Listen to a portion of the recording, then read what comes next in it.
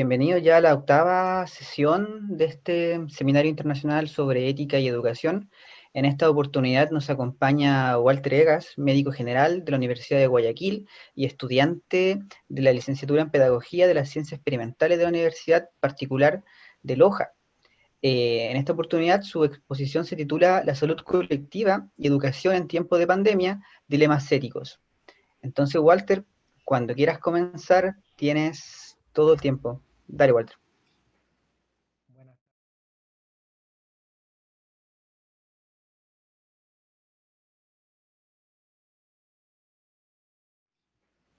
buenas tardes con todos. Les agradezco mucho la oportunidad de darme foro en este espacio tan interesante que ha sido hasta ahora de reflexión. Es muy importante estos espacios que nos ayudan también a buscar pedagogía del descubrimiento. Yo esta tarde se me ha pedido que haga una revisión un poco complicada en la que voy a intentar ponerlos a pensar cuál es el vínculo que existe entre la salud colectiva y la educación. Y no es una falta de ortografía que está el la, el monosílabo que está al pie de educación no está por error con mayúsculas, sino porque ambos paradigmas son importantes y ni siquiera sabía a cuál debía poner primero. ¿Qué ha pasado en la pandemia? Esto de aquí siempre está divorciado. La salud colectiva y la educación, ¿por dónde se encuentran? Siempre es la duda que yo he tenido y la que me regresó a la universidad a estudiar la carrera formal de pedagogía. ¿Qué ha pasado con el COVID? Nos ha trastornado a todos la salud, nos ha trastornado a todos las rutinas, nos ha sacado de nuestros espacios de confort. Y esto ha dado a la luz una serie de desigualdades en nuestra Latinoamérica contrastada, en nuestra Latinoamérica mestiza, en nuestra Latinoamérica colonizada, en nuestra Latinoamérica inconforme, con luchas sociales constantes, citándolos a ustedes en Santiago, que ya tienen un año de las protestas. En Ecuador también las hubieron en octubre. Y en una serie de convulsiones sociales del año 2019, con desigualdades, y que en el 2020 se identificaron y se hicieron más notorias con las situaciones que ha traído la pandemia, que nos ha arrojado una serie de dilemas que quizás siempre estuvieron ahí y los voy a invitar a pensar y a analizar si estas circunstancias son nuevas. No he traído slides con mucho texto que los va a cansar, al contrario, he tratado de buscar ilustraciones para intentar ponerlos a pensar a los presentes y que podamos dialogar. Si consideran oportuno pueden pedir la palabra. Voy a presentar 10 casos de dilemas éticos que son cotidianos en este momento, algunos más notorios que otros. Espera que no puedo avanzar, déjenme ver por qué no puedo avanzar. Ahí avancé.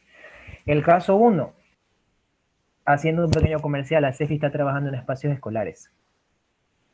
¿Qué es lo que está ocurriendo con los espacios escolares? Nos hemos visto ante la situación de que hemos tenido que hacer una transición forzada a lo que es virtualidad. Hemos tenido que, muy a desgracia, tener que, sin preparación o con grados variables de preparación, hemos tenido que hacer una transición de presencialidad a virtualidad. El docente puede capacitarse, el estudiante también, pero en esta ilustración que tengo aquí, que no tiene nada de especial, que es algo que encontré en internet, ¿qué significa para un preescolar? Este niño de aquí tendrá entre 3 o 5 años, que está cursando para los ecuatorianos de educación básica.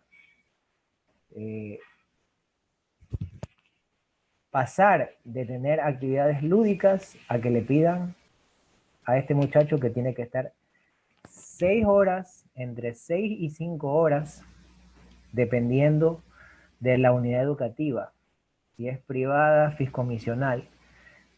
¿Qué es lo que le significa a un niño? a un muchachito como el que está aquí, tener que pasar de estar muy intranquilo en el salón con 3 recreos, a veces más, a tener que estar frente a una computadora.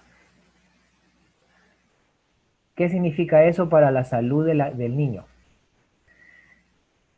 Es verdad que la gamificación existe, que hay pedagogías del descubrimiento y pedagogías constructivistas en las cuales se enseña al niño a aprender jugando. Pero ¿estamos aplicando eso en nuestros espacios virtuales o estamos intentando volcar la presencialidad a los espacios de las computadoras? ¿Qué significa eso para el niño? Estoy intentando pasar el pizarrón líquido o las proyecciones al Zoom, al Google Meet, al Webex, dependiendo de los recursos que tenga la unidad educativa. ¿Qué significa eso? ¿Qué significa pedirle que esté sentado 6 horas? Bueno, dirán, se puede parar, pero no quitamos el hecho de que tiene que estar frente a una computadora. ¿Qué significa eso para la salud del niño? El tema visual, estoy afectando lo que es la calidad de su visión a largo plazo, no sabemos cuánto tiempo vamos a estar en virtualidad. Estoy afectando su espalda, su postura, ¿qué está pasando con su columna? ¿Alguien le ha indicado cómo tiene que sentarse? ¿Lo debe hacer la madre? ¿Se ha preocupado el docente de eso? ¿Se ha preocupado que tenga una silla cómoda, que los codos estén a la altura de la mesa, que la silla se pueda levantar? Este niño aquí es pequeño, la silla por lo general le quedará demasiado incómoda. ¿Alguien se ha preocupado de eso? Son flexibles, es verdad, pero nos hemos preocupado de la ergonomía de estos preescolares o escolares. Eso es una interrogante que a mí me viene a la mente. ¿Qué pasa con el tema de la atención? Está comprobado que un niño de esta edad tiene al menos 20 minutos de atención. Y yo le estoy pidiendo a ese 6 horas. Le estoy pidiendo 5 horas. ¿Va a poder mantener la atención? ¿Qué pasa entonces con el evento pedagógico, con el evento educativo? ¿Es de buena calidad? ¿Estoy dando calidad en educación si no puedo mantener su atención en la pantalla? Tengo que buscar cómo lo distraigo, es verdad. Es muy cierto eso. Tengo que ver cómo capto su atención. Esa es mi obligación como docente, pero al ser tantas horas, ¿es eso ético? ¿Es ético querer cumplir con el programa académico, con la planificación curricular a merced de la salud del niño? Se aplica para el adolescente también. Bueno, avancemos al caso 2. Seguimos con espacios escolares. ¿Qué hay del docente? Muy bien, he hablado que el niño está pasándola mal. Quizás no, quizás sí. Depende también del chico. Pero aquí del docente. Aquí tengo más imágenes halladas en internet que se pueden asociar a cualquier cosa. En el lado izquierdo está un hombre joven. Quizás un pedagogo, hace educación media, qué sé yo, educación de bachillerato. Pero resulta que este pedagogo mucho tiempo trabajó en una escuela rural que solo tiene pizarra a tiza. Y él no tiene para comprar un proyector. Así que él trabaja con la tiza. Y en su educación formal en la universidad, en su educación inicial, no le dieron inclusión a TICs, recursos didácticos de nuevas tecnologías. Y ahora el Ministerio de Educación le está pidiendo que haga una transición forzada a virtualidad. ¿Qué está pasando o qué va a pasar con ese docente? ¿Cuál es la carga laboral que va a tener si ahora tiene que estar en una computadora en la cual ha perdido lo que es la capacidad de interactuar directamente con sus estudiantes y en las cuales tiene que luchar con su atención? Y aparte tiene que luchar contra los problemas que tiene por no conocer las plataformas digitales. Dirá alguien, este hombre joven ya nació en la época de la información, en la época de las tecnologías, debe saber usar una computadora.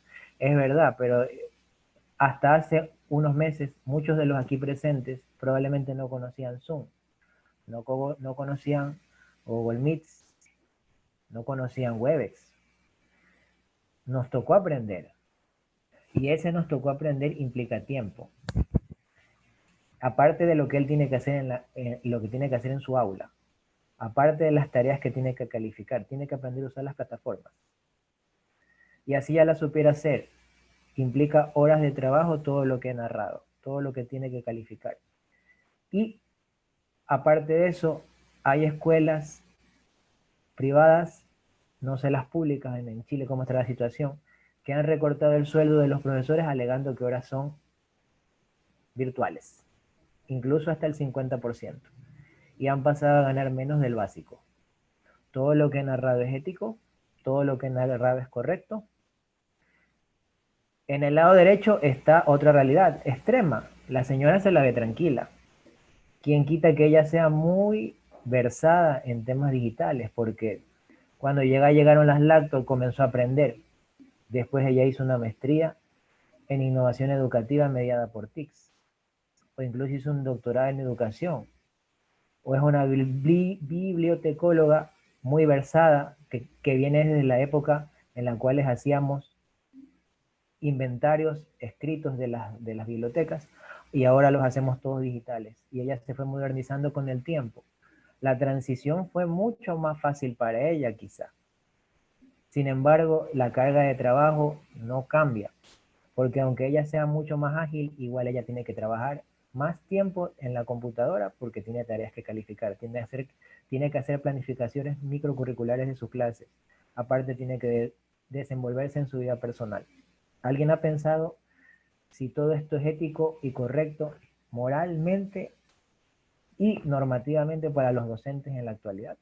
¿Qué pasa con lo mismo, la salud de ellos? Existe el síndrome de burnout, que es por sobrecarga de trabajo, que hay el tema de la ergonomía. ¿Están ellos en espacios adecuados, con mesas adecuadas, sillas adecuadas, luz adecuada, iluminación adecuada?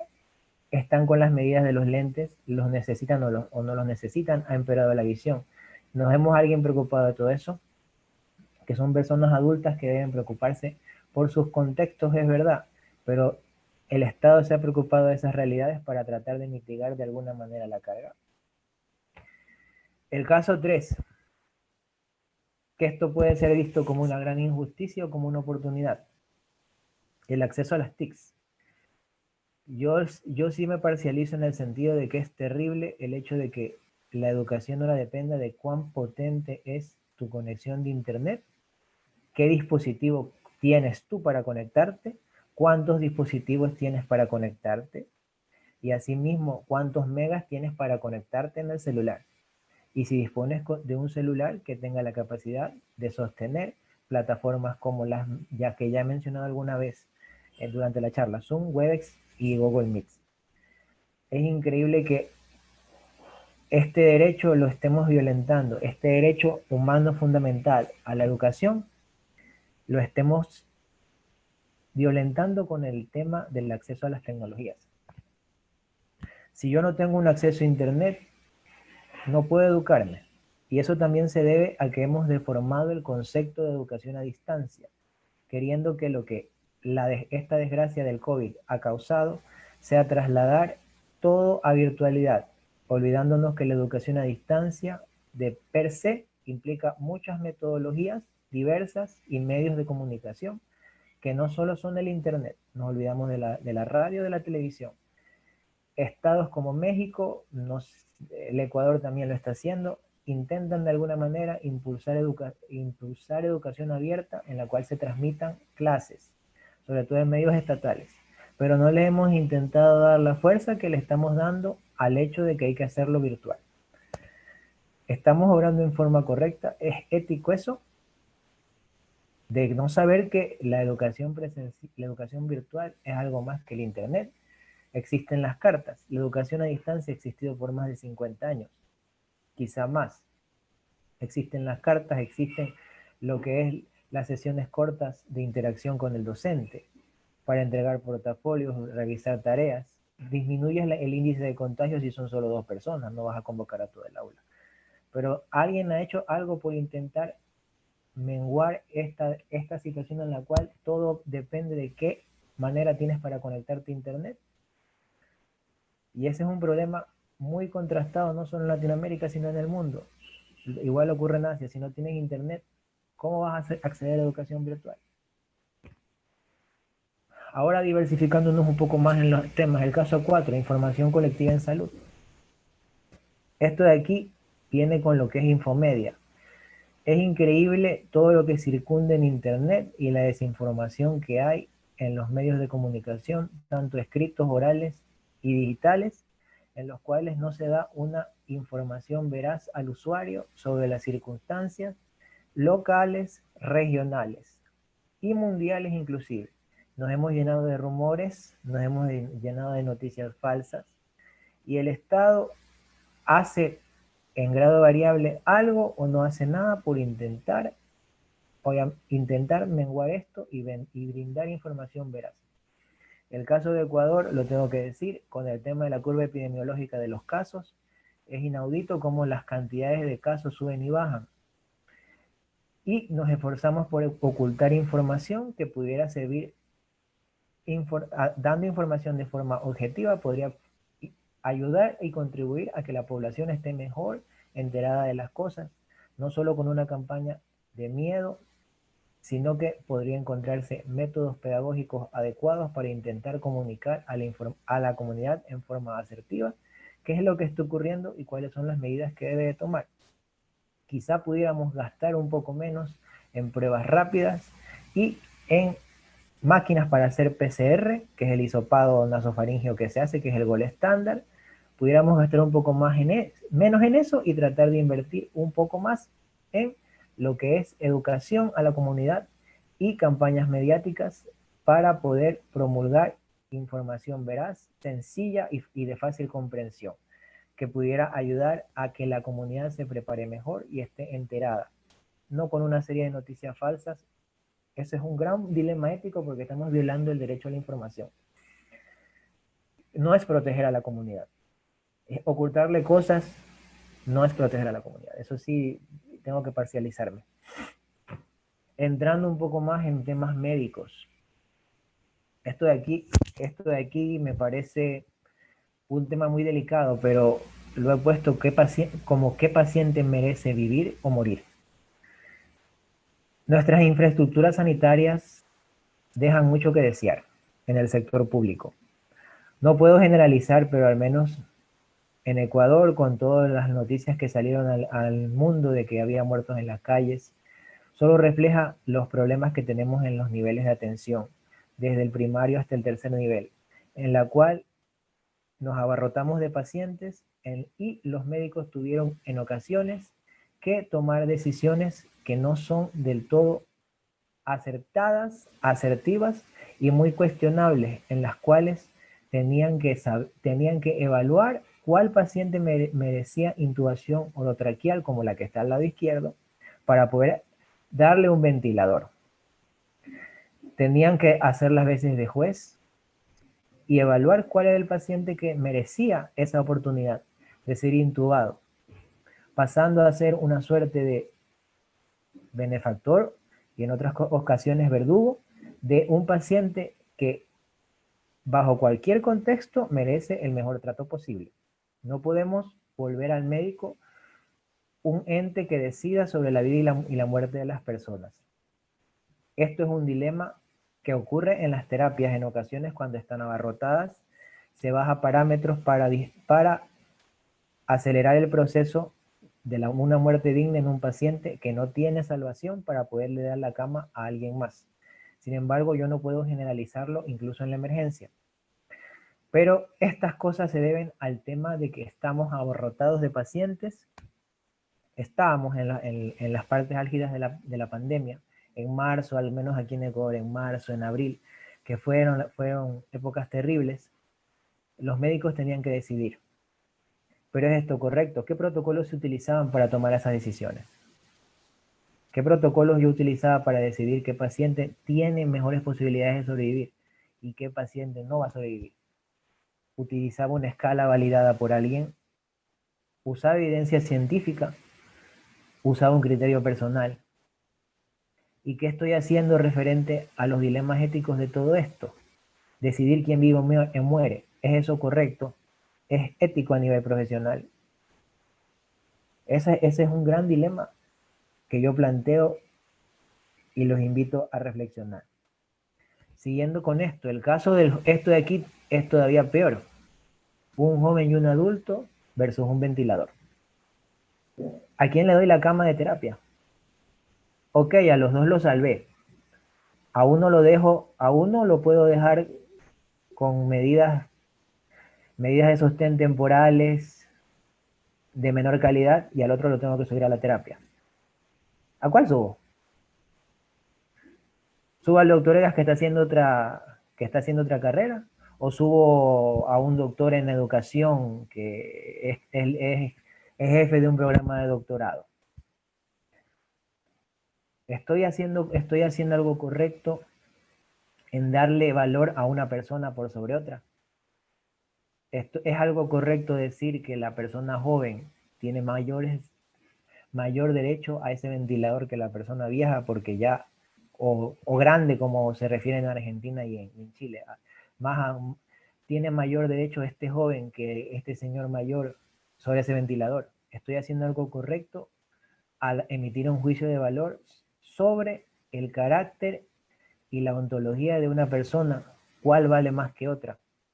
¿Estoy haciendo lo correcto al hacer eso? Es algo que ocurre con frecuencia en los hospitales, sobre todo en los que tienen capacidades de terapia intensiva. ¿Qué tal si la persona joven tiene antecedentes penales? ¿Qué tal si es un violador? ¿Qué tal si tiene alguna enfermedad incurable? ¿Estoy haciendo yo correcto de sopesar su edad por sobre otros factores? Y más aún, tener que considerarlo de esa manera, ¿es todavía del todo correcto? ¿Es correcto decir que esa persona de 65 años ya vivió mucho y que tengo que darle oportunidad al joven? No podemos darle valor a las personas de esa manera. Pero la falta de ventiladores han llevado a ese problema. Sigue ocurriendo. Era más frecuente hace unos meses, pero sigue ocurriendo. No puedo valorar las personas así. Pero pasa. Porque no puedo tener un ventilador por cada ciudadano de cualquier punto geográfico que ustedes piensen. Pero no puedo darle valor a las personas de esa manera. Caso 7. Acceso a la esperada vacuna. La salud colectiva implica hablar de bienes comunes, de factores sociales. El tema de la vacuna se vuelve un dilema ético en el momento de que eso implica una patente. Si yo patento la vacuna, implica que tendrá un costo y un derecho a un valor monetario que puede especularse. ¿Es ético y correcto asignarle un valor a algo que podría beneficiar como un bien común a un conglomerado humano tan grande como la raza humana, sabiendo que ya tenemos más de 2 millones de muertos? Secuelas respiratorias, no las sabemos.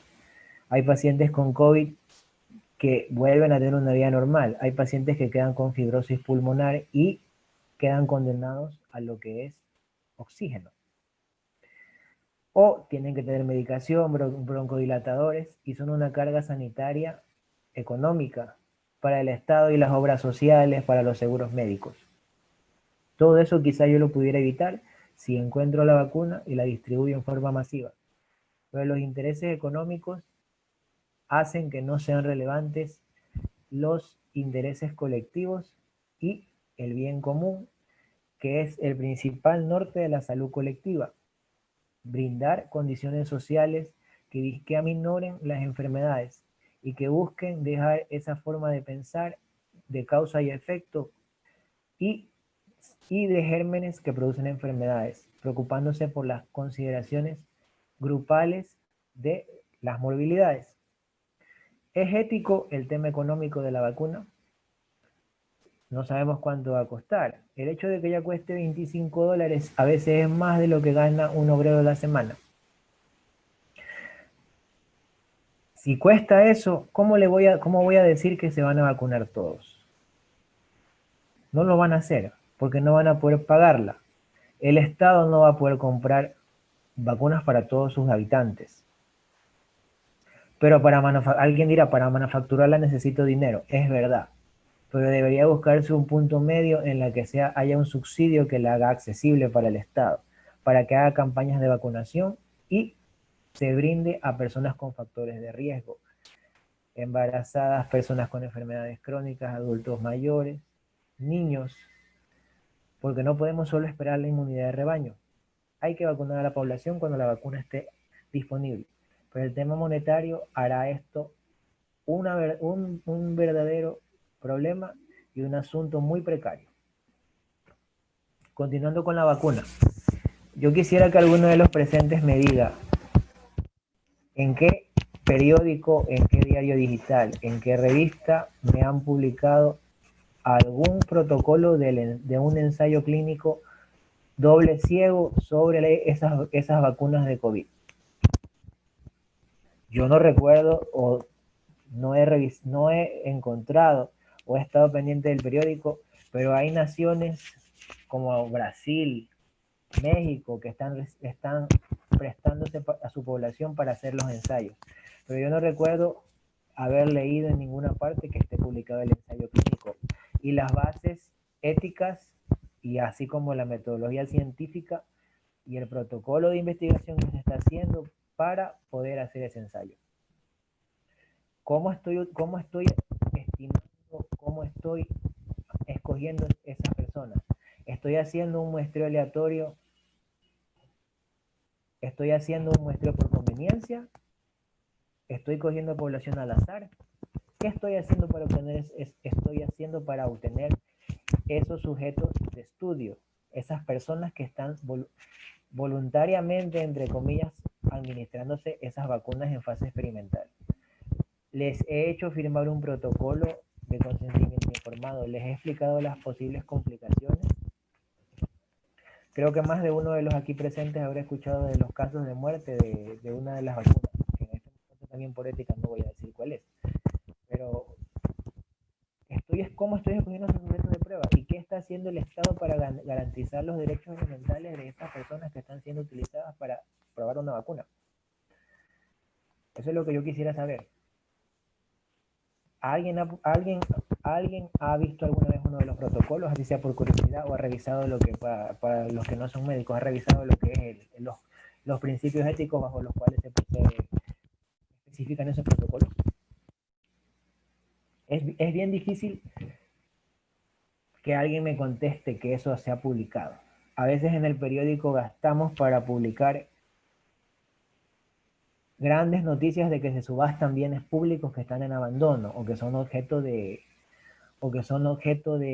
licitación porque son deudas y han sido decomisadas.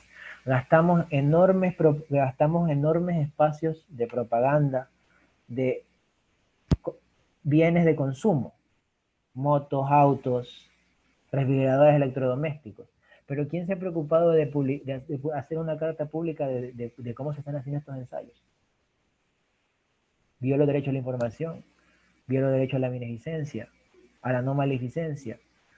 ¿Cómo estoy escogiendo? ¿Están siendo escogidos de forma adecuada estas personas de estudio? No debería decírseles sujetos de estudio porque no son animales. Pero ¿están siendo escogidos de forma adecuada? Los invito a pensar.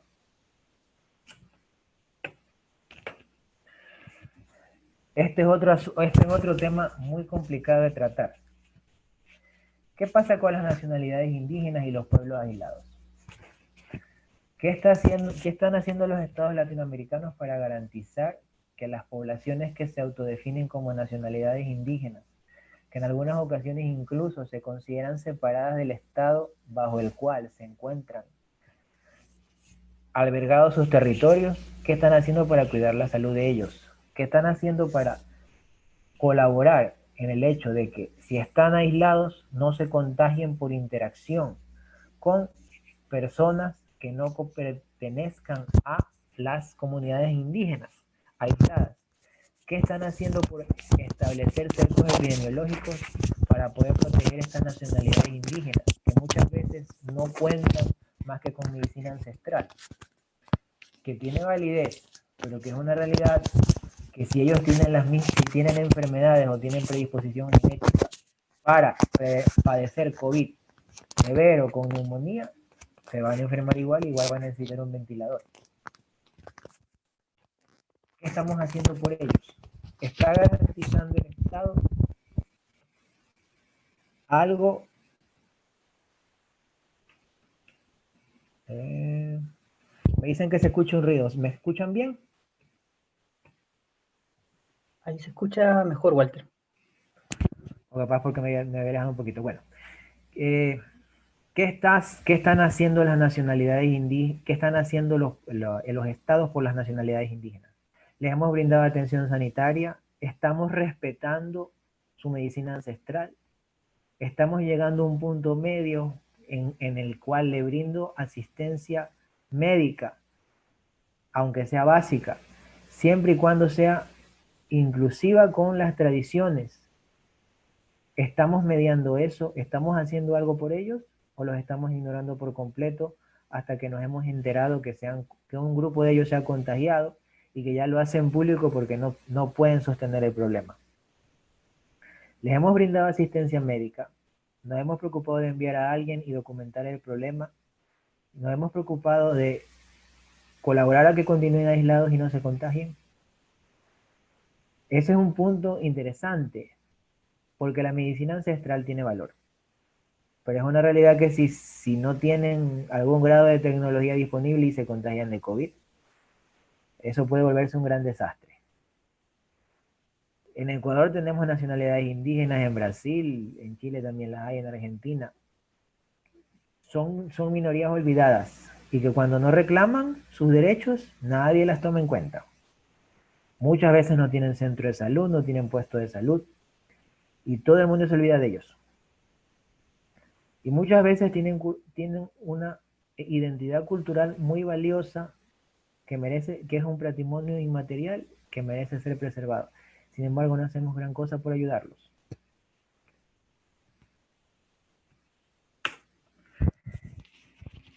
Y traigo algo ecuatoriano. Quizá en Chile se escuchó la noticia del tema de las especializaciones médicas de programas autofinanciados. Esta es una de las cosas en las cuales yo considero se mezcla el tema de la salud y la educación. Los doctorados en el Ecuador, por lo general, son autofinanciados o becarios. Un médico que va a un hospital a hacer un doctorado no es un estudiante en un aula de maestría y tampoco es un especialista contratado. Está en medio.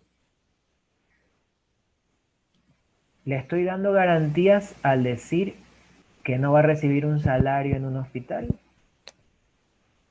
Él igual tiene gastos. Muchos ya tienen familia. Y tiene que pagar a la universidad que le está brindando la educación. Porque en algún momento tiene que ir a un aula porque está estudiando un doctorado. Pero no pasa todas sus horas curriculares en el aula. Hubo una protesta muy sentida el mes pasado porque estos estudiantes de doctorado, que son médicos que están laborando en hospitales, porque no están solo haciendo prácticas, porque cubren jornadas laborales de 8 horas, tienen interacción con pacientes, atienden pacientes, asisten a quirófano, cuidan de pacientes, así que no se puede decir que solo están mirando y tomando notas. Estos médicos que no reciben salario en los hospitales y que tienen que pagar universidad, que tienen que pagar sus gastos, están siendo correctamente tratados al no brindárseles garantías de salario. Muchos médicos salieron a protestar. Muchos de ellos entraron a los programas de doctorado sabiendo que eran autofinanciados por su desesperación por hacer una especialidad médica, porque desgraciadamente la educación médica es jerárquica. Y un médico que no tiene especialidad, por lo general, dentro de las jerarquías colonizadas, no es valorado de la forma correcta. Y muchos se desesperan por ese motivo y buscan hacer especialidades médicas autofinanciadas en las cuales no van a recibir salario. No son la totalidad, pero una buena parte importante, porque esta foto es tomada de esas protestas. Una buena parte se acoge a esos programas porque el Estado ecuatoriano no tiene la capacidad de brindarle sueldo a todos ellos. Pero las universidades convocan los programas como autofinanciación, en la cual la universidad se ocupa de recaudar sus valores, pero el hospital lo recibe para hacer asistenciales, pero no se preocupa de darle un sueldo porque no hay el presupuesto. Todo esto es ético de parte y parte en educación superior. No es un estudiante en un aula, pero tampoco es un especialista. ¿Es esto ético brindar un programa de educación así? Con estas reflexiones de 10 casos, espero no haber sido cansón. Les invito a que podamos conversar en un momento y agradezco su atención. Muchas gracias por la exposición, Walter. Diego ya te dejó una pregunta, Diego Ortega. Él pregunta por qué se confunde el término de doctorado con la especialidad médica o maestría. Son dos cosas diferentes, ¿no? Bueno, es que como aquí yo estuve algunas veces en Santiago, pero no me acuerdo cómo se refieren ustedes a eso, porque en el Ecuador eso es un cuarto nivel. La especialización médica se entiende como, no, yo no puedo decir que es yo no podría decir que es un equivalente a maestría, porque por lo general una maestría es más corta. ¿Ya? Pero una especialización médica es lo que realmente nos da la denominación de doctor. ¿Ya? Aunque eso solo sea un término coloquial. Pero la especialización médica como tal no es una maestría, tampoco es un PhD, es una especialización médica. Quise usar la palabra doctorado para intentar hablar de una forma que todos me comprendan a lo que me estoy refiriendo. Pero es una especie, si he incurrido en un error semántico, estoy refiriéndome a las especializaciones médicas. Doctorados en salud, hay doctorados en salud colectiva en la Universidad Andina Simón Bolívar, pero doctorados en salud que brinden el título de PhD en alguna rama de la salud, que yo sé que en el Ecuador son escasísimos. Más allá, las pocas especializaciones que hay son eso, especializaciones médicas. Maestrías también hay pocas. Y es un dilema siempre constante porque los médicos por eso migran, buscando oportunidades de formación, sobre todo en Argentina, que es donde más se dirigen los ecuatorianos. En una menor medida buscan migrar a Chile, pero también lo hacen. Y a Brasil lo hacen también. Perfecto, Walter. Hay otra pregunta de Roberto Pizarro primero y luego de Guadalupe Gómez. Roberto, si quieres hacer la pregunta. Gracias, Nico. ¿Me ve? Sí, ¿Me ven ahí? escucha, todo bien. Ah, ya, perfecto. Bueno, quería consultarle a Walter qué crítica cree él que le caben a los médicos.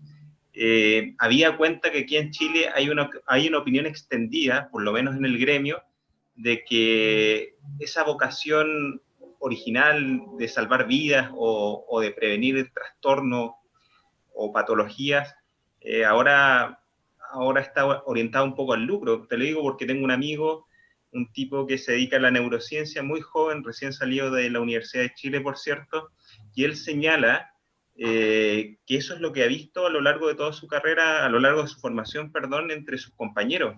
Lo respira ahora con sus colegas en el hospital, en el que ha sido contratado, e incluso a él le vienen esos dilemas. El otro día me consultaba si le convenía o no seguir trabajando en el San Borja, creo que se desempeña, o si mudarse al hospital militar, donde le estaban ofreciendo pega por un mayor valor horas hombre.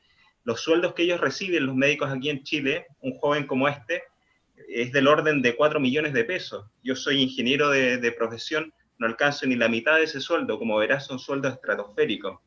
Entonces, bueno, eso ocurre aquí en Chile, no sé cuál es la realidad que ustedes tienen allá en Ecuador. Y por último, como un antecedente, yo creo que esto también se ve en la literatura. Hay animes bastante respetados, por ejemplo, como Monster. Aquí quizás estoy pecando un poco de poco serio, no lo sé, ustedes dirán, pero donde hay un anime dedicado a un médico, donde un médico también se enfrenta a esta clase de dilemas, si salva o no la vida de un paciente pobre, o si se la salva mejor al alcalde, para así conservar su prestigio como investigador. Es eso, ¿qué crees, qué perspectivas tienes tú? ¿Le ves buenas perspectivas? ¿Cuál es tu diagnóstico al respecto? Perdón que me extienda. Gracias, Walter. Gracias, Pizarro. Bueno, aquí acoto que yo también consumo mucha, mucha animación japonesa todavía, y no he visto Monster, la tengo pendiente de ver. A ver, yo no podría decir que la totalidad de las personas que estudian medicina la hacen por vocación a salvar vidas. Tengo que entender que debe haber alguien por ahí que lo haga por el tema de lucro. Es normal, se supone que estudiamos una carrera porque queremos hacer dinero con ella. Pero también se supone que tiene que haber una afinidad psicológica y por una vocación para estudiar algo. Peor algo tan largo que ahora el norte, al menos en el Ecuador, es intentar reducir la carrera. Yo ya tengo 8 años de graduado, cuando yo estaba en la carrera, yo tuve que estudiar en total 7. Ya, ahora la han disminuido 7 con la práctica profesional incluida. Ahora la han disminuido a 6 con la práctica profesional. Que es un año que se han ahorrado. ¿Por qué menciono esto? Porque realmente si nosotros somos una de las carreras más largas, que alguien me corrija, yo creo que es la más larga. Hablando solo de títulos de tercer nivel como tal, que son las licenciaturas, lo que se entiende en Ecuador como tercer nivel, somos la más larga de la que yo tengo conocimiento. Alguien que se meta a decir que va a estudiar medicina para hacer dinero, que se va a someter a 6 años de gastar en educación si es que estás en una universidad privada, o aguantarte el tema de que no tienes un sueldo y tienes quizá ya familia en una universidad pública, solo por el hecho de que vas a hacer dinero con ella. Realmente, solo hablando como licenciatura, los médicos en el Ecuador ganan mejor que otros servidores públicos, los médicos de licenciatura, lo que se llama médico generalista, el médico que está egresado de la universidad y que no tiene una especialización médica. Ganamos mejor que un licenciado en comunicación, que un psicólogo, que una enfermera, ganamos mejor, es verdad. Pero el sueldo no es tan llamativo como para decir que se quieren quedar como generalistas, porque cuando pasan a tener especialidades pasan a ganar casi el doble. Por eso se desesperan por la especialidad. Aparte, la especialidad ya te da opción a trabajar en cosas que puedes ganar mejor, como el tema de la cirugía. Yo tengo compañeros que se hicieron cirujano digestivo para poder tener el título de especialidad como tal, pero el norte siempre fue a hacer una subespecialidad en cirugía plástica, porque la cirugía plástica, la cirugía reconstructiva da mucho dinero, porque la vanidad humana es un tema de cuerpo, es un tema del ser, y eso de ahí da mucho dinero. Hay gente que no quiere gastar en una cirugía de vesícula, no quiere gastar en una cirugía de hombro, pero que te quiere gastar para hacerse una abdominoplastia y sacarse los gorditos, o quiere arreglarse la nariz. Para eso sí pueden gastar. Entonces, eso da dinero. Y habrá colegas que luchan por entrar a esas especialidades porque saben que les va a dar dinero, o porque así lo piensan. Ya, entonces hacen las especialidades médicas que consideran que les va a dar dinero, pero también depende de psicológicamente cómo sea la persona, porque hay personas muy idealistas que necesitan una especialidad o necesitan hacer una carrera que los llene como personas. Y por más dinero que vayan a ganar, quizás sean felices haciendo algo que no les da tanto dinero. Pero hay personas que no tienen ese tipo de connotación psicológica y lo que buscan es sustentar algún otro tipo de necesidad financiera, y van a buscar esas opciones porque saben que va a dar dinero. Depende mucho de la persona. Que haya gente que ha estudiado la carrera porque piensa que hacemos mucho dinero con ella, es verdad. Que a veces se estrellan cuando llegan ahí, al final del camino ya son médicos y se dan cuenta que hacer dinero no es fácil porque hacemos mala noche. Acá no hay las opciones que hay en Argentina o en Chile, que hago una sola guardia, un solo turno a la semana y me pagan solo por ese turno. Aquí el Código del Trabajo del Ecuador, tú tienes que completar 40 horas laborales, no hay fracciones. Por lo tanto, tú vas a ganar los $1.300, $1.400 que gana un médico en el sector público, pero sabes que tienes que hacer 40 horas a la semana, y eso implica siquiera entre 3, por lo menos 3 noches y 12 malas noches, porque los turnos son de 24 horas por lo general. Hay lugares que tienen turnos de 12 horas que se distribuyen de otra manera, pero son escasos. La mayoría son de 24, en los cuales no te dan una garantía de comodidad. Muchos no tienen... Pero solo, Walter, disculpa, solo para que me termines de precisar tu respuesta, la cual te agradezco hasta acá, y mi pregunta, bueno, una cosa que se me olvidó decirte y por la cual te quería preguntar, que está en línea con esto, muy breve, es si tú crees que al médico todavía le cabe un papel como gran custodio de la vida. Si algo ha evidenciado esta pandemia ha sido el tema de que la gestión de la salud requiere las competencias de un espectro de profesionales, ingenieros, gente del mundo político, esto es una cosa mancomunada. Pero yo no sé si tú crees que en cuanto a la custodia de la vida, a un enfoque de la medicina quizás más terapéutico, más preventivo, ¿tú crees que el médico, había cuenta de este diagnóstico que yo te propuse, sigue teniendo un papel preponderante? ¿Cómo lo ves tú? Muchos llegarán al final del camino con esa idea de salvar vidas. Pero claro, lo que pasa en ese camino, pues, lo que pasa en ese camino también hace que cambien los paradigmas. He visto muchos dilemas éticos de muchas cosas éticas que podrían verse hasta en temas penales por esa ya pérdida de la paciencia, por esa ya desgano a trabajar, por ese desgano a servir a otros, y en la cual ya no se cumple muchas veces esa situación de que somos grandes custodios de la vida. Porque conforme vamos avanzando en la carrera nos vamos desilusionando de muchas cosas. La comunidad a veces tampoco es grata. Y eso desilusiona mucho el idealismo de los médicos. Porque se enfrentan a una comunidad que a veces es grosera, no sabe ser recíproca con la atención, aparte te juzga, hasta de forma verbal. Lo que tiene que haber recorrido el mundo es eso que dicen por mí tragas en el sector público, que como la atención al menos en el Ecuador es gratuita, hacen ese comentario porque como está abarrotado el sistema de salud, hay hartísimos pacientes por atender en el sector público, entonces los pacientes quieren atención ya, pero no hay cómo darles atención ya porque no solo es uno, sino son 100. Y ahí viene el por mí tragas. Entonces en el camino comenzamos a hacer omisiones o comenzamos a dejar de ser esos custodios de la salud porque nos encontramos con problemas. Oye, muchas gracias Walter, muchas gracias. Oye, y enhorabuena porque te busqué en internet, tú eres efectivamente médico y además estás estudiando para profesor, así que felicidades, me parece un camino muy noble. Gracias. Muchas gracias. Muchas gracias Walter por la pregunta. Ahora viene Guadalupe y luego el profesor Jaime Rodríguez, así que adelante Guadalupe. Hola a todos, a todas, encantada de volver a veros, ¿no? Bueno, con Walter, como ya nos conocemos y ya sabe también de mis inquietudes, creo que va a ser más fácil que me entienda, a ver si me hago entender con todos los demás. Se trata de una preocupación que tengo con respecto a la educación para la salud. Yo vengo de un sistema tanto de la antropología como de la educación social, la historia, todo lo que estudié en el doctorado, en interculturalidad, siempre hubo alguna materia de apoyo, de educación para la salud, de estudio de las medicinas ancestrales. Bajo mi punto de vista, abriga mucho una visión de la educación más complejizada, ¿no? Que el cuerpo es, bueno, no es solo el contenedor del cerebro en el sentido de que hay que mantenerlo también bien sano. Ahora mismo, por ejemplo, informado, pero bien informado, ¿no? Como dice Walter, que tiene toda la razón, con falsas noticias. Entonces, como compartimos este espacio, más que también para Walter, que desde Ecuador lo puede responder, desde nuestros sistemas nos preparan en educación para tener un mínimo de habilidades sobre lo que significa educar para la salud. Y si esto sería una posición ética de la educación, de la pedagogía, de los sistemas, ¿no?, educativos de nuestros países. Yo le respondo con a alguien que haya hecho educación media aquí o de bachillerato en el Ecuador.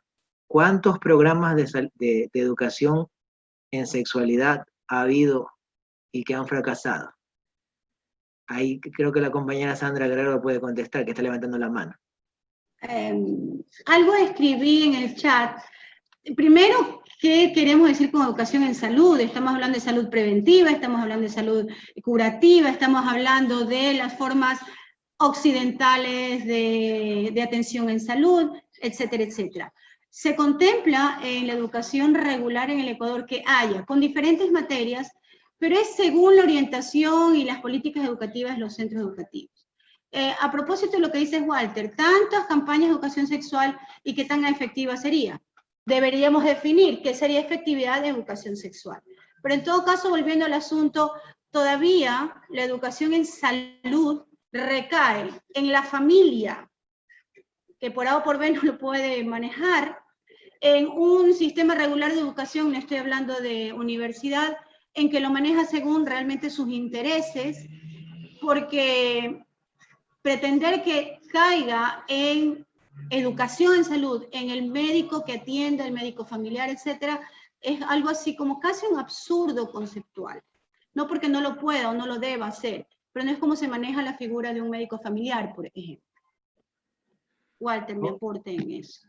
Ahora, como anécdota, yo en el año 2012 que hice la rural, todavía me mandaron a un colegio y a las escuelas. Para el año 2000 que yo de charlas. Para el año 2013 me enteré que el Ministerio de Educación del Ecuador asumía esa competencia y los médicos rurales, los médicos que vendrían a ser de atención primaria, los médicos del puesto de salud ya no iban a ir a los colegios. Muchos de los médicos aplaudieron porque dirán, no, eso es para las profesoras de parvulario que tienen que hablar, que se tienen que bañar, que tienen que asearse, eso debería hacerlo el parvulario. Eso es debatido.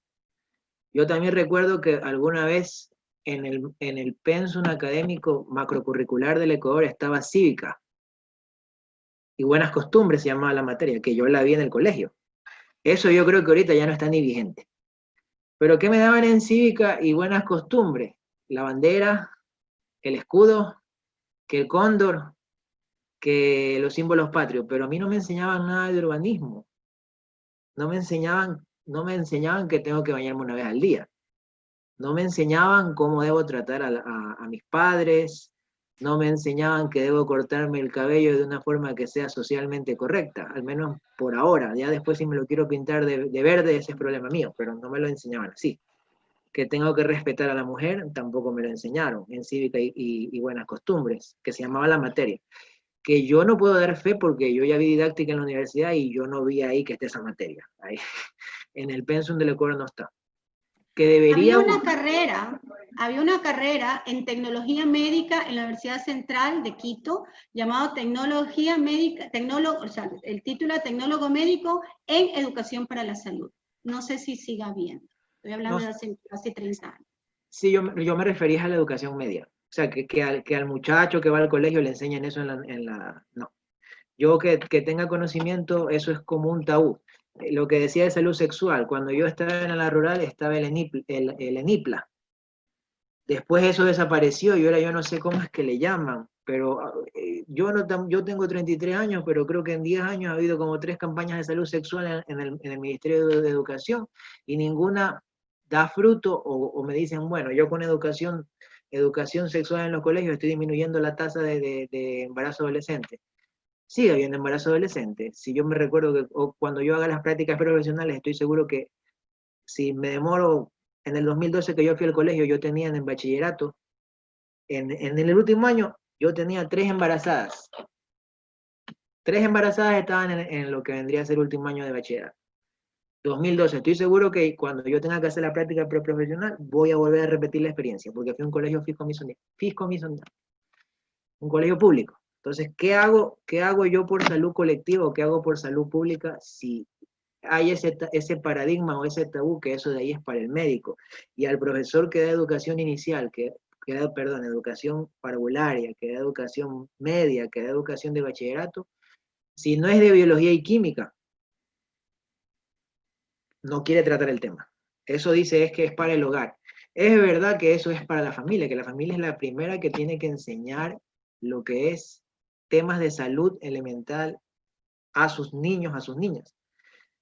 Identidad de género es otro tema que es tabú, que también no debe ser tomado como que vamos a homosexualizar a todo el colegio, sino que lo satanizamos y no hablamos de género, y todo lo que es de salud sexual es orientado al tema católico. Entonces, que la familia es mujer y hombre, y el tema del hogar, todo eso es verdad dentro del punto de vista social, pero por lo menos hablemoslo siquiera si vamos a hablar de eso, de lo que es monoparental, familias heterosexuales, siquiera hablemoslo bien.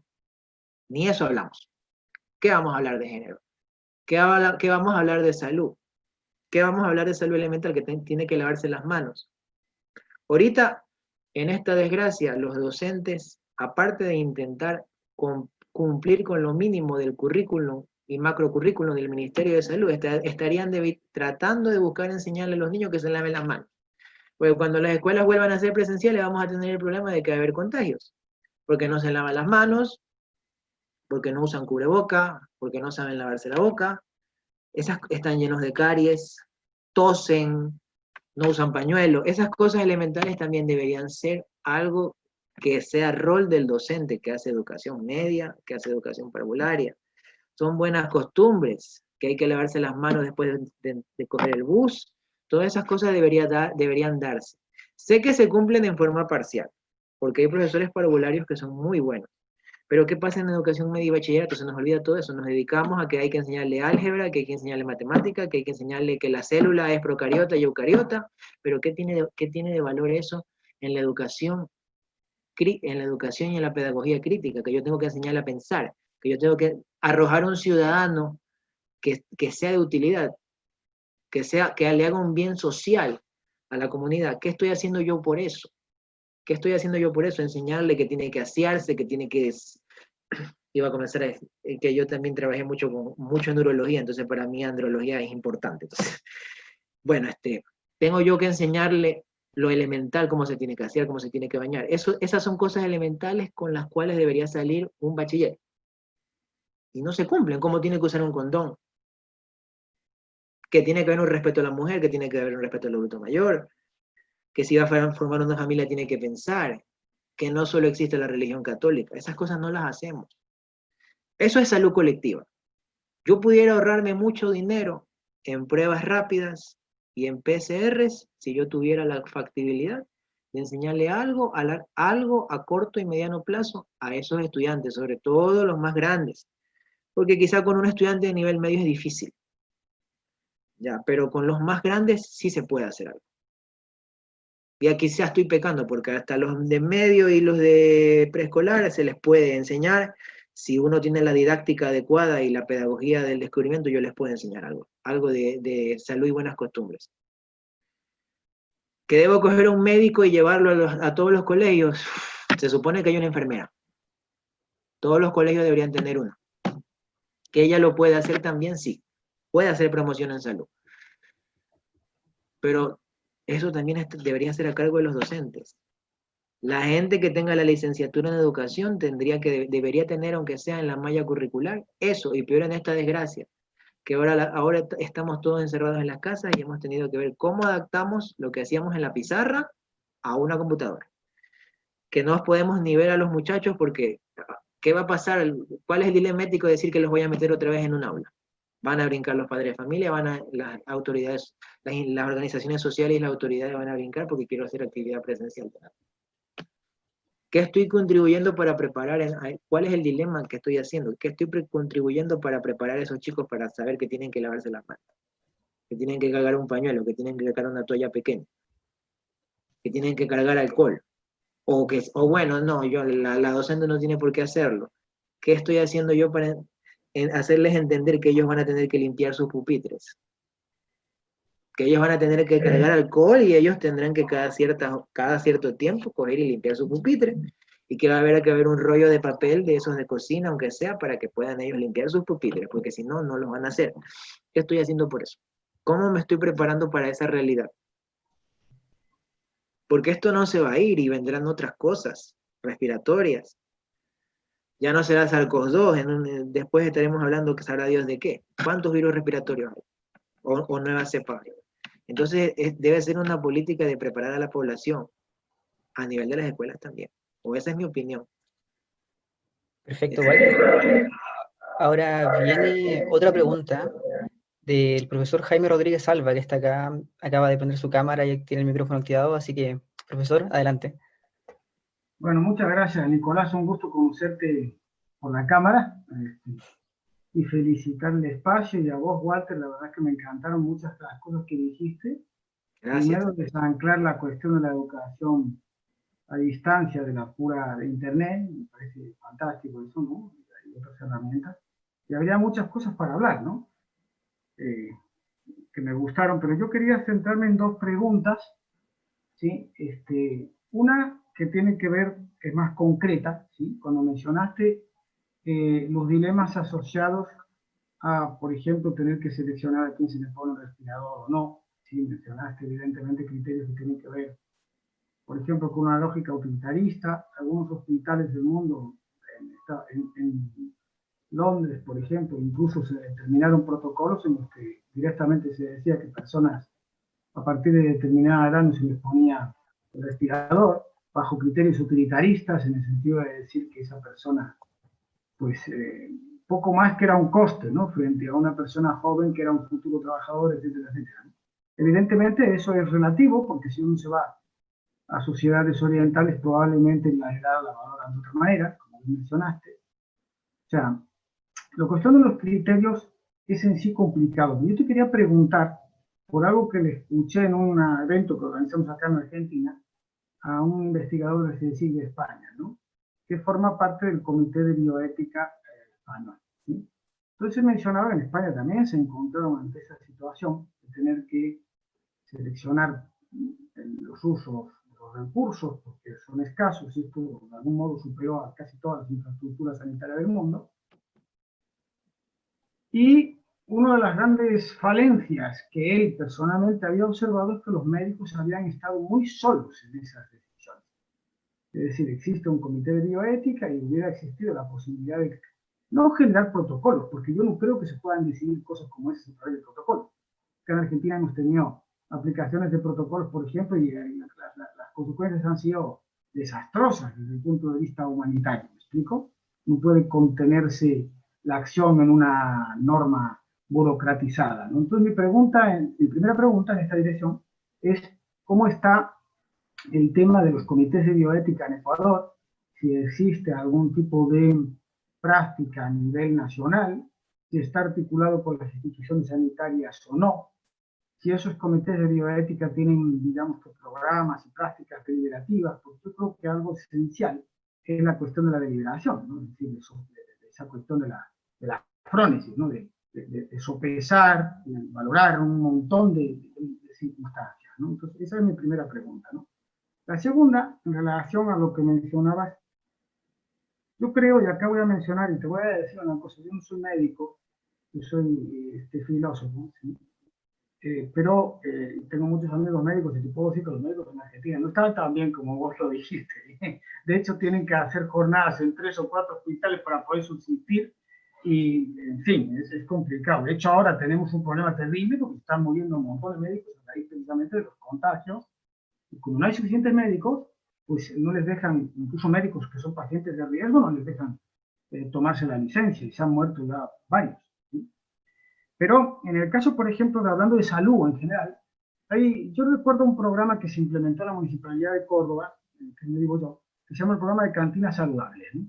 Córdoba, como casi todos los países de Latinoamérica, por lo menos yo conozco México un poco, tiene un problema de salud pública importante con el sobrepeso infantil, que además incide en la cuestión también del sobrepeso, en la diabetes, etcétera, como sabes, como soy médico, incide ahora mismo en esta situación, ¿no? Que algunos ya llaman de la sindemia, ¿no? Es decir, de muchas enfermedades que tienen una raíz social, etcétera, que junto con esta nos llevan a esta situación, ¿no? Bueno, ese programa es un programa del Estado municipal, lo midieron por el lado de los resultados, es decir, qué cantidad de cantinas fueron capacitadas, los cantineros, los profesores en los primarios y en los secundarios para que educaran a los alumnos en consumir alimentos que fueran ricos, etcétera, etcétera.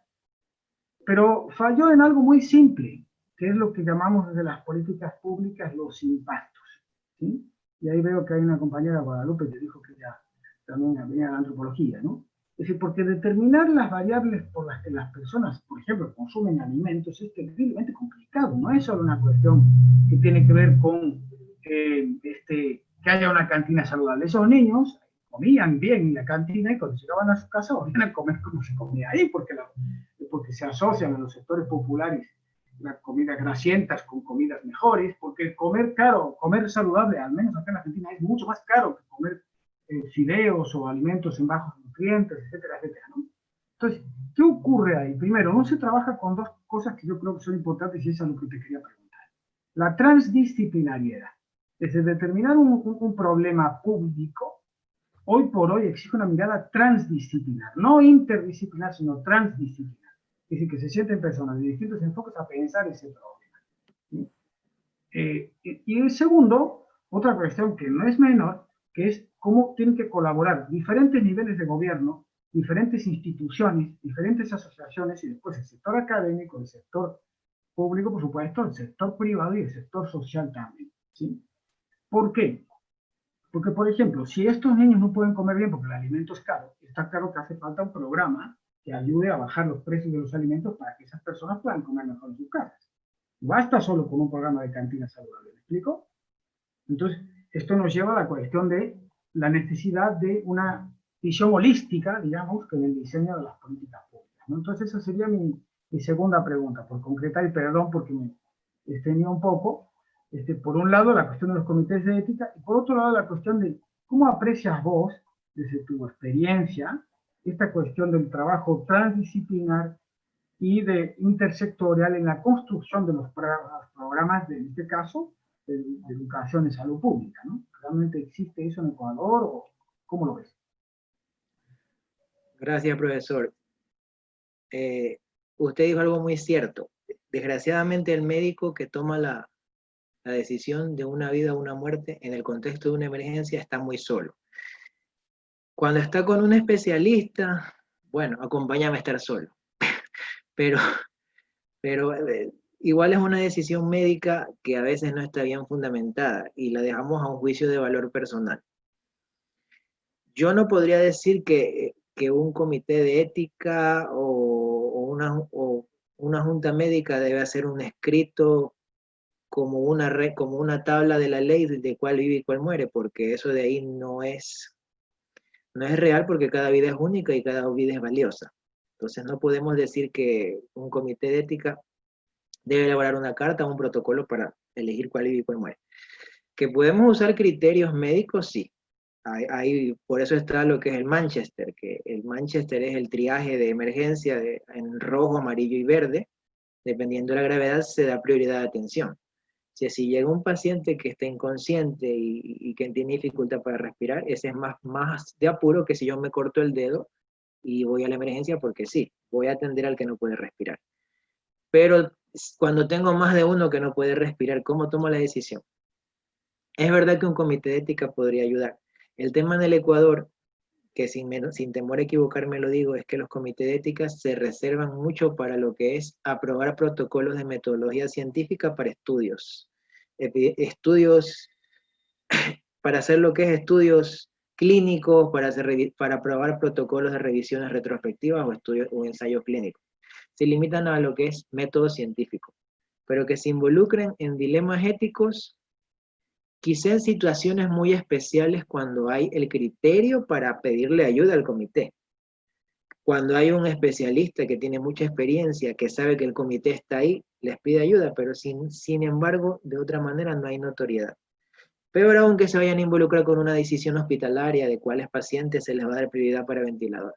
Eso se lo dejan a los médicos, a criterios de servicio, a criterios de especialistas. Que un médico joven debería tener ese peso no es correcto, porque hay muchos lugares que no tienen especialistas en terapia intensiva que apoyen a esa decisión. Y un médico que quizás no sabe todavía lo que es el peso de una muerte, la tiene que tomar. Y algunos la han tenido que tomar en contexto de esta pandemia. ¿Que va a ayudar a que formen caracteres? Sí, pero no es la manera correcta, porque un médico recién formado o recién salido de la universidad no debería dejársele ese tipo de decisiones. Debería haber un especialista.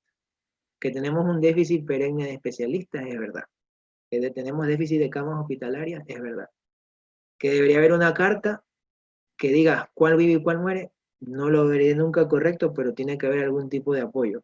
Una es mandar a ese médico a estudiar, que sepa reconocer los criterios de gravedad y que sepa reconocer qué paciente de verdad no justifique intubarlo porque tiene pocas posibilidades de sobrevivir.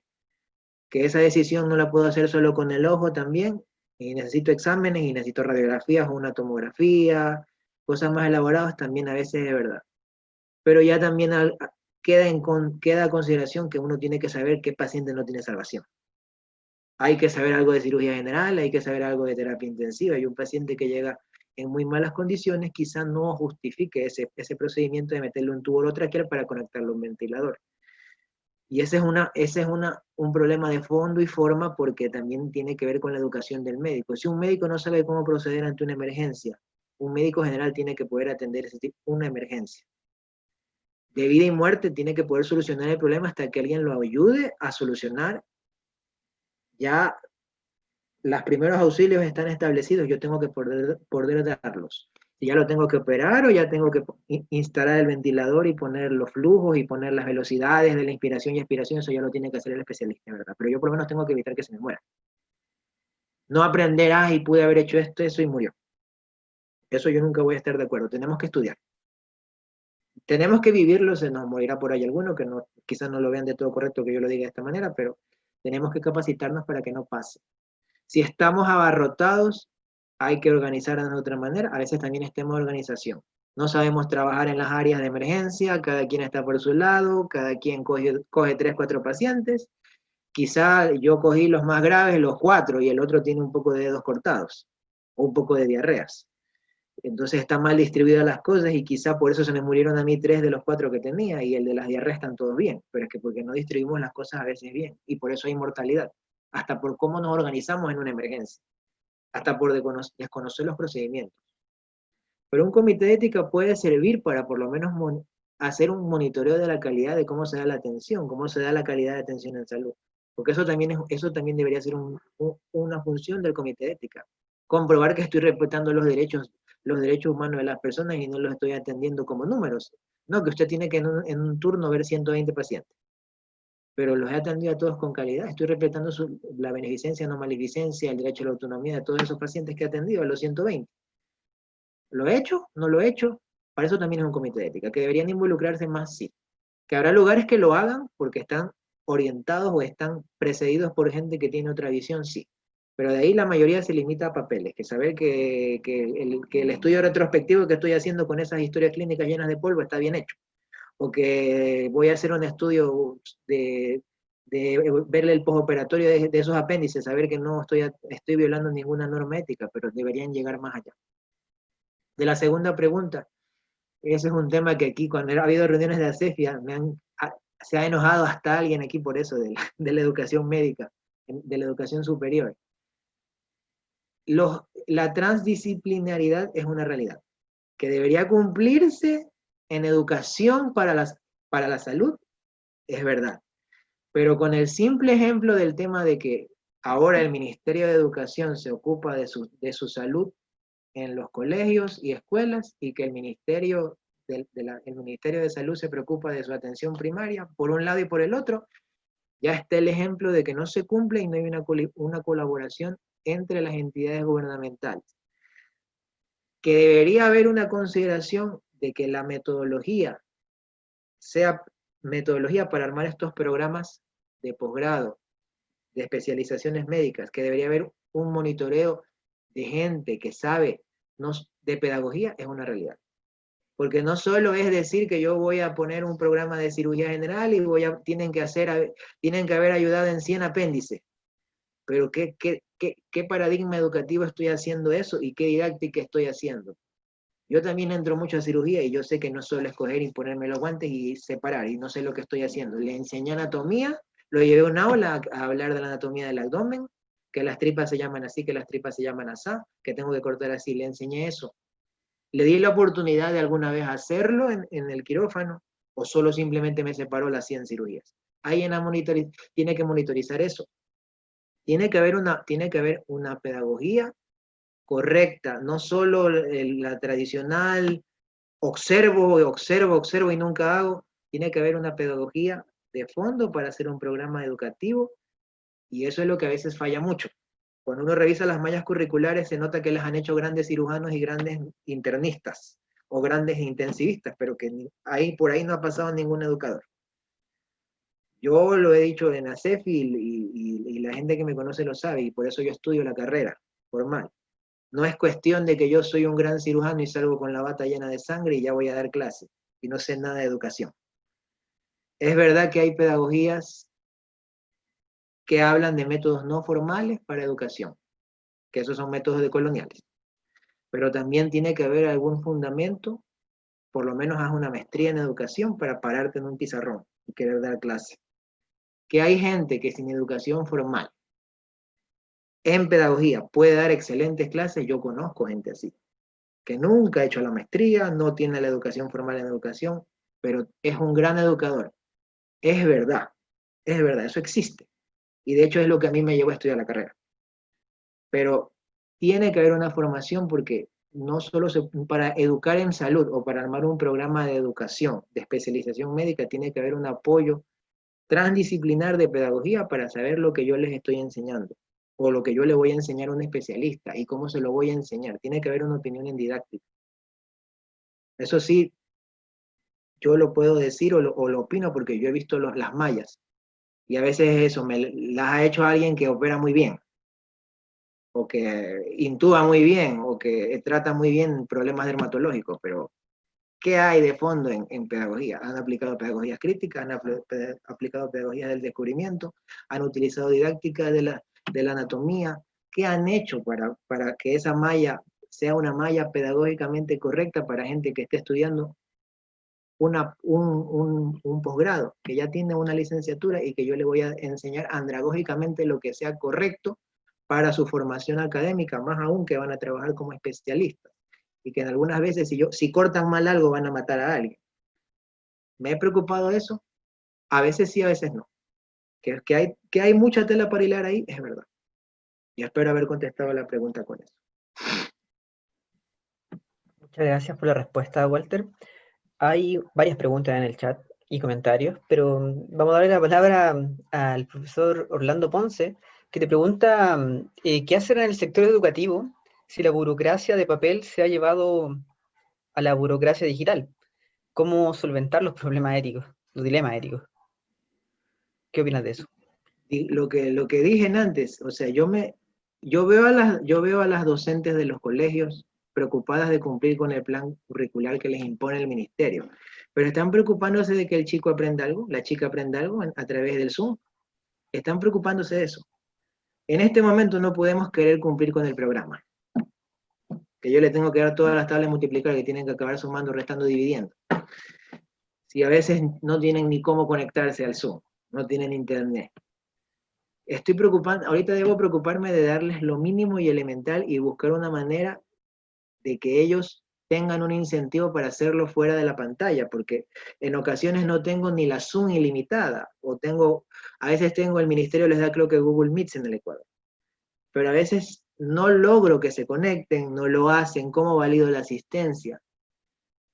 Si yo no conozco métodos didácticos digitales, ¿cómo les voy a enseñar matemáticas a través de la computadora?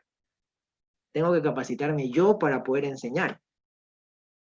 Pero la política educativa hace mal en querer que traslademos lo presencial a lo virtual y que tengamos que cumplir el programa.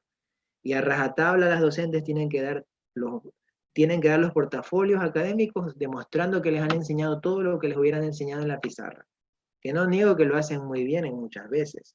Han dado 50 años matemáticas y logran cautivar a los estudiantes, porque hay gente que tiene ese don, pero lo hacen en una pizarra de tiza, porque está en un área rural y ha sido 50 años y es feliz enseñando.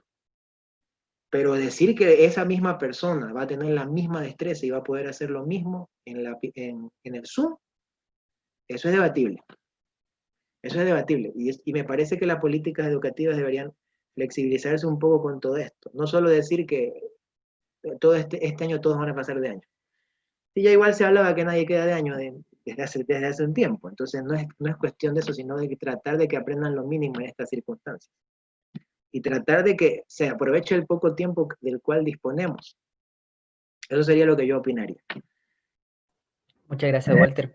Quiero sumarme a la pregunta de Mario Madronero, que te dejó en el chat, haciendo un comentario también, de que yo recuerdo las mallas de pedagogía de filosofía, ¿no? Para los alumnos que tienen 13, 14 años, recuerdo que una vez lo vi y nos pedían a los profesores enseñarles Kant a esa edad.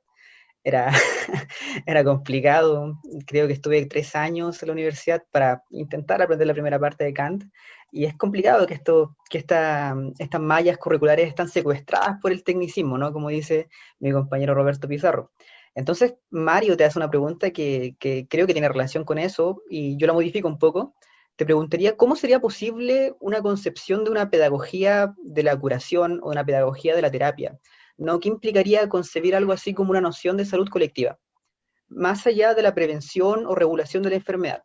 ¿Qué piensas tú de eso? ¿Qué haría posible una educación para la salud? Educación para la salud implica, si yo pudiera elaborar un concepto ahorita, implica primero tener una factibilidad para saber cómo explicarle las cosas a los pacientes. A veces el médico no sabe cómo explicar y el paciente se va con más dudas de las que ya tenía, porque no sabe cómo llegar al paciente en forma verbal, porque no saben didáctica, entonces no saben cómo hacerse entender, que quizás podrían virar el monitor, buscar en Google un dibujo de anatomía muy sencillo y que quizá con eso habrían ganado y ahorrado muchos minutos. Una pedagogía o una educación para la salud colectiva también sería en las aulas preocuparse de enseñar normas elementales referentes a la salud, con todo lo que puede implicar, las cosas que estaba mencionando. Normas elementales de salud. Lavarse las manos, que tienen que asearse, que tienen que limpiar las cosas. Esas cosas deben venir de la casa. Es verdad que deben venir de la casa. Pero si a veces desperdiciamos tanto tiempo en las aulas queriendo que aprendan cosas que no les van a servir para nada, ya podríamos invertir un poco más de tiempo en enseñarles cosas que les sean útiles, que les van a servir para ser ciudadanos de provecho. Y a nivel sanitario tendría mucho valor, que no tienen que, el tema del dengue, que no tienen que acumular llantas, que tienen que dormir con mosquitero, el tema de la varicela, que no deben andar pensando los niños, el tema de que no deben comer en la calle a cada rato porque les va a dar un problema gastrointestinal, cosas elementales que parecen tonterías, pero que si alguien se pusiera a elaborar una malla, se podría hacer algo muy bonito para mejorar lo que es el tema de la salud a nivel colectivo y descongestionar la salud primaria, porque los pacientes van por todo al centro de salud y a veces no justifica que vayan. Si hubiera más educación, el paciente supiera cómo utilizar mejor la atención médica pública y no abarrotarían el sistema de salud con cosas que a lo mejor no están bien ubicadas ahí y quizá le pudieran haber dado oportunidad a ese paciente grave que de verdad necesitaba atención rápida. Pero como hay 80 más, que hay error de parte y parte, el médico que no clasifica bien los pacientes o la enfermera y la ciudadanía que no sabe utilizar el sistema bien y van a la emergencia por cualquier cosa.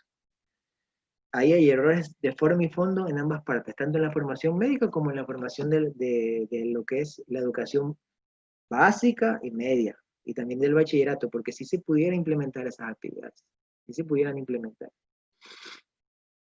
Espero haber contestado la pregunta. Perfecto, Walter, ya estamos en los últimos 5 minutos, así que creo que, bueno, quedan más comentarios, pero creo que podríamos cerrar la sesión, ya que los comentarios no son efectivamente preguntas.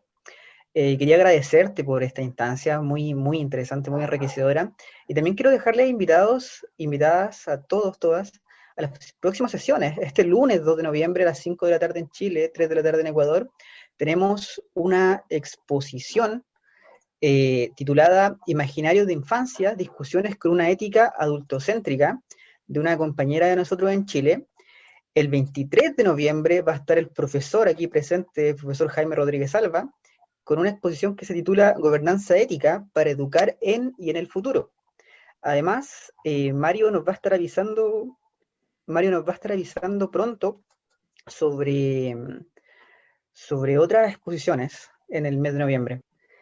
Y también a fin de mes vamos a estrenar la revista que está en proceso de creación junto a Alejandro, Mario, Agustina también tiene una presentación acá, Antonio es editor, con la que estrenamos este seminario. Así que eso, espero que nos podamos ver pronto y cerramos la sesión de hoy. Sí, bueno, Muchas recordar gracias. el nombre de la Muchas revista gracias. Ética Plus, ¿verdad? Claro, Y la que revista se llama Ética Plus y la vamos a mandar el día que aparezca, ¿no? Y vamos a dar el link por acá. claro, Gracias. invitada. Gracias. Gracias por Gracias. escucharme. Chao, chao. Claro, que estén muy bien. Bye bye.